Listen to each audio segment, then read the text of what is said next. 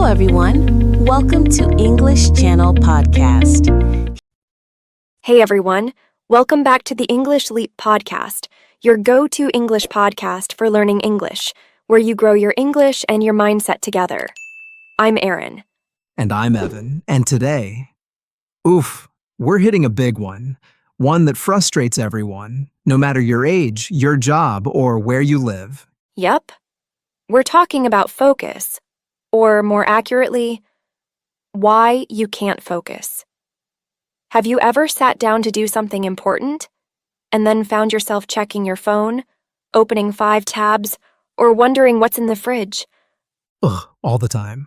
I even lose focus while trying to fix my focus. Like I'll start searching how to concentrate, then end up watching a cooking video about eggs I'll never make. Haha, relatable. But here's the thing. If you struggle with focus, it's not because you're lazy. It's not that you're broken. Most of the time, the world around you is built to steal your attention. And in today's episode, we're going to explore why that happens and how you can take your focus back, gently, not forcefully. Whether you're trying to study English, finish a book, or just be more present, this one's for you. And by the way, today's episode is a slow, clear listening journey. Perfect for B1 learners. So just sit back, breathe, and let's walk through this together. Let's get into it. So first, let's clear up a huge misunderstanding. If you've ever felt like you just can't focus, it's not because you're lazy. Nope, not even close. It's actually because your brain is overstimulated. Too much input, all at once. Yeah. It's like trying to hear someone whisper to you in the middle of a packed football stadium. Your brain wants to listen. It just can't. There's too much going on. And what makes it worse is we keep feeding this overstimulation, scrolling, switching between apps, checking one thing while thinking about another. Your brain never gets a break. Exactly. And your brain gets exhausted, not from doing nothing, but from trying to process everything at once. So if you're finding it hard to focus, it's not a personal failure. It's your brain waving a little white flag saying, "Hey, can we slow down?" Right. And this is especially true when learning English. If you're watching 5 videos at once, reading subtitles, and switching apps every minute, your brain's just going to shut the door and say, "Nope, I'm done." So here's a gentle tip for all our English learners. Try not to switch so much. Don't jump from one video to another or from grammar to listening to vocabulary all at once. Pick one. Stay with it. Focus is something we train, not force. Totally. Even 10 quiet minutes of focused listening? That's gold compared to an hour of distracted learning. And that brings us to something we often overlook, your environment. If you're trying to focus in a place that's noisy, cluttered, or full of interruptions, you're basically asking your brain to run a race with shoes tied together. Yeah, like imagine trying to read a book in the middle of a busy street. Not because you're bad at reading, but because everything around you keeps pulling your attention away. Exactly. Focus isn't just a you problem, it's often a space problem. If your phone's buzzing, people are talking, or even your desk is messy, your brain gets distracted before you even start. So, for our English learners, think about creating a little focus zone. It doesn't have to be perfect. Just a small, quiet spot where your mind can breathe. Maybe a clean table, some headphones, and 15 minutes without messages popping up. Yes. When you make space for focus, focus comes to you. It's like telling your brain, "Hey, this matters. Let's be here now." Which connects perfectly to the next issue. We often confuse being busy with being productive. Oh yeah. Just because your calendar is full or your to-do list is long doesn't mean you're actually getting anywhere. Right? It's like running on a treadmill. You're moving, sweating, feeling active, but you're not actually going forward. And that's a trap a lot of English learners fall into too. Watching 10 videos, writing down 50 new words, trying to do everything, but nothing sticks. It's not deep learning. It's surface-level activity. So here's a mindset shift. Less noise, more depth. Instead of doing everything, try doing one thing well. Like, focus on just 5 new words today. Say them out loud. Make a sentence. Repeat it. That's powerful. Definitely. Learning happens in layers, not in a rush. When you slow down, you remember more. You understand more. And over time, you actually improve faster.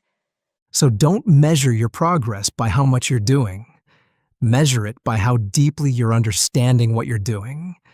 And that brings us to something that often hides in plain sight: your why. Why are you even doing the task in front of you? See, your brain isn't just a machine that does things automatically. It wants meaning. It wants purpose.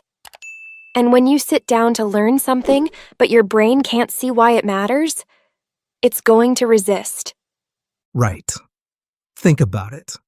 Have you ever studied a bunch of grammar rules but felt like, why am I even doing this?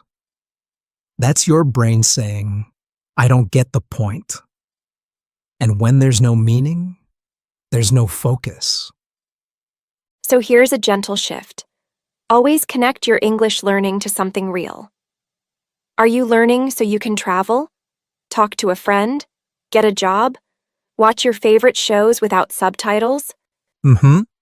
Give your learning a purpose, not just a task. And suddenly, your focus isn't forced. It's natural. Like your brain finally says, oh, now I get it. Okay, let's talk about a big myth. That focus should just happen. Like it's a magical mood that suddenly arrives when the stars align. Nope. Focus isn't a mood, it's a muscle. And like any muscle, it gets stronger when you train it, regularly and with intention. Exactly. You wouldn't expect to lift heavy weights at the gym without practicing first. But somehow, we expect perfect focus without setting up the environment for it. So here's a tiny tip that works wonders. Set a timer. 10 minutes, no phone, no distractions, just listen to one English audio clip. That's your gym, your mini mental workout. And over time, 10 minutes turns into 20. You get stronger. Not because you forced it, but because you practiced it. Like any good skill. All right, let's shift gears for a second and look at your body. Because sometimes, your mind isn't the only one overwhelmed. Your body is stuck too. Yep. We sit still for hours, staring at screens, feeling foggy and frustrated, and wonder why we can't focus. Your brain is part of your body. And when you move, even a little, your blood flows better. Your thoughts get clearer. It's like shaking up a snow globe and letting the flakes settle. So if you feel stuck or mentally full, try this. Go for a short walk while listening to English. Or stretch. Or even stand up and speak out loud. Learning doesn't have to be still. In fact, movement often helps you remember and focus better. All right, here's a big one to close out with. The mistake of relying only on willpower. Willpower is like a battery. It runs out. And if you're waking up every day trying to push yourself to focus, you're eventually going to burn out. What you need instead are systems. Gentle, repeatable habits that make focus automatic. Like brushing your teeth. You don't debate it, you just do it. Think of it like a conveyor belt. You don't want to lift a heavy box every day from scratch. You want the system to carry it for you. So here's how it looks for English learners. Maybe every morning, after breakfast, you listen to 5 minutes of English. Or every night before bed, you read one short article. Simple, repeatable. No willpower needed. And over time, that routine builds momentum. Focus becomes your default, not your daily battle. Exactly. And if you're trying to build that kind of focus in English, having the right words makes it even easier. So now, let's hand it over to Charlotte. She's going to break down some of the key vocabulary we used in today's episode. Listen closely and feel free to repeat after her. Yep. This is where your listening and speaking practice gets a little boost. Take it away, Charlotte. Thanks, Erin. Hello, my lovely listeners. Let's take a moment to look at some powerful words and phrases we explored today. Ready? Let's go. Alright, here's an interesting one. Overstimulate. This means giving your brain too much information at once, more than it can handle calmly. Example: constant scrolling overstimulates the brain. Say it with me. Constant scrolling overstimulates the brain. Next up, misunderstanding. This happens when people believe something that isn't quite true, often because of confusion or wrong information. Example: there's a big misunderstanding that not focusing means you're lazy. Repeat after me. There's a big misunderstanding that not focusing means you're lazy. Now here's a familiar feeling. Exhausted. This means extremely tired. Not just sleepy, mentally or emotionally drained. Example: after switching apps all day, I felt exhausted. Let's say that together. After switching apps all day, I felt exhausted. Let's go with a strong visual phrase. White flag. Waving a white flag means surrender, like your brain saying, "I give up." Example: her brain waved the white flag after too much multitasking. Say it with me. Her brain waved the white flag after too much multitasking. This next word is everywhere these days. Distracted. It means your attention is pulled away, you're not focused. Example: I got distracted by my phone during the lesson. Let's repeat. I got distracted by my phone during the lesson. Now here's a physical one. Cluttered. Cluttered means messy, full of too much stuff. It can be your room or your mind. Example: her cluttered desk made it hard to concentrate. Say it with me. Her cluttered desk made it hard to concentrate. Let's try this one. Interruption.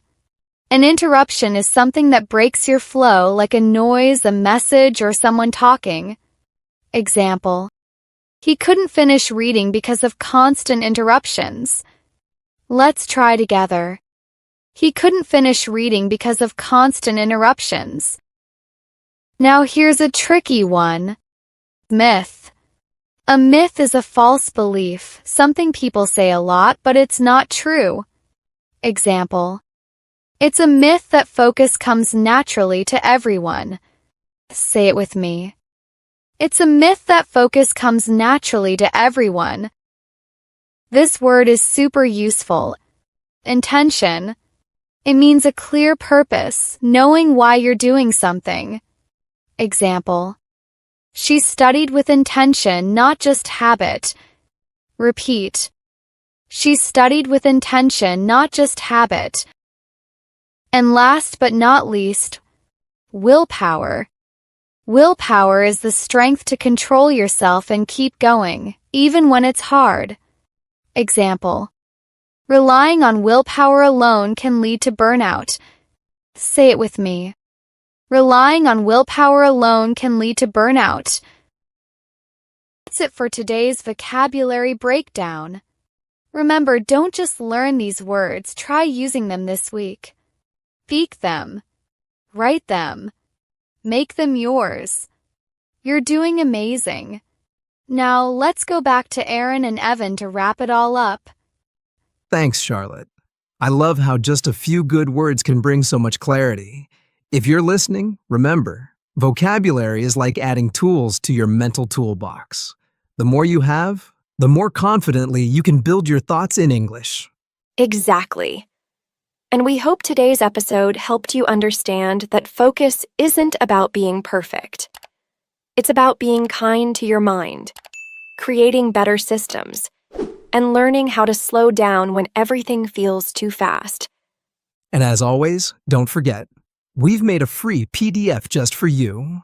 You'll find today's vocabulary list, grammar tips, and some reflection questions to help you go even deeper. And if you enjoyed today's topic, let us know in the comments. What's the hardest part about staying focused for you? We'll be back soon with more real English, real topics, and real growth. Until next time, take care and stay focused.